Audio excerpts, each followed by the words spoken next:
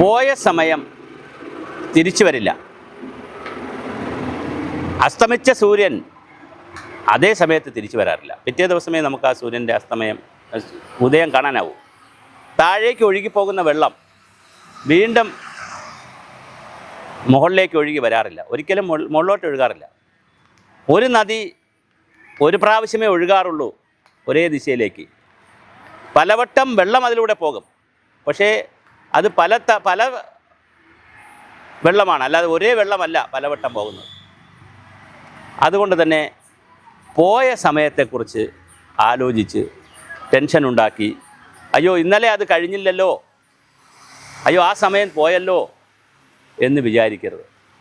ഈ ലോകത്തിലെ ഏറ്റവും വലിയ സമ്പത്ത്, എല്ലാവർക്കും സൗജന്യമായി ലഭിച്ചിരിക്കുന്ന സമ്പത്ത്, അത് പ്രധാനമന്ത്രിക്കും പ്രസിഡൻറ്റിനും പാചകക്കാരനും ആരാച്ചാർക്കും എല്ലാവർക്കും സമൂഹത്തിലെ സമസ്ത ജനവിഭാഗങ്ങൾക്കും ഒരുപോലെ ലഭിക്കുന്നതാണ് സമയം.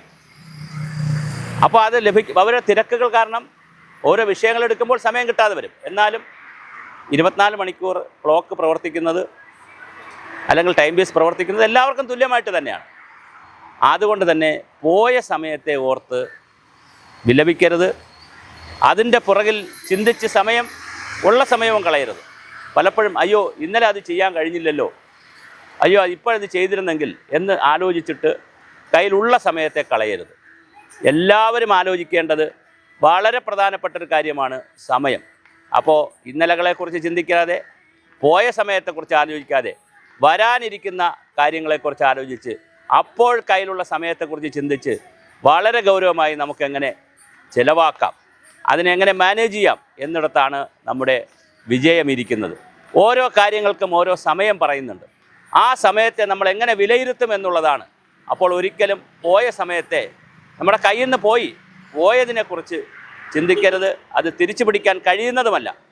ജീവിതത്തിൽ ഒരു കാരണവശാലും പോയ സമയത്തെ തിരിച്ചു പിടിക്കാൻ കഴിയില്ല. അതുകൊണ്ട് തന്നെ ഓരോ സമയവും വളരെ കൃത്യവും ശാസ്ത്രീയവും സമഗ്രമായി പ്രയോജനപ്പെടുത്തണം. അങ്ങനെ പ്രയോജനപ്പെടുത്തുമ്പോൾ പോയ സമയം എന്നൊരു സമയമില്ല. എല്ലാ സമയവും നമുക്ക് കിട്ടിയ സമയമാണ്. നമുക്ക് ആവശ്യമുള്ളത് ചെയ്യാൻ കഴിയും. അങ്ങനെ ചെയ്യുന്നതിനെക്കുറിച്ച് എല്ലാവരും ആലോചിക്കുക. സമയം എന്ന് പറയുന്നത് ഏറ്റവും മൂല്യമുള്ള, രത്നം പോലെ മൂല്യമുള്ള വലിയ പ്രധാനപ്പെട്ട ഒരു വസ്തുവാണ്. അതിനെ ആ നിലയിൽ തന്നെ കൈകാര്യം ചെയ്താൽ മനോഹരമായി നമുക്ക് ധാരാളം സമയം ജീവിതത്തിൽ കിട്ടും.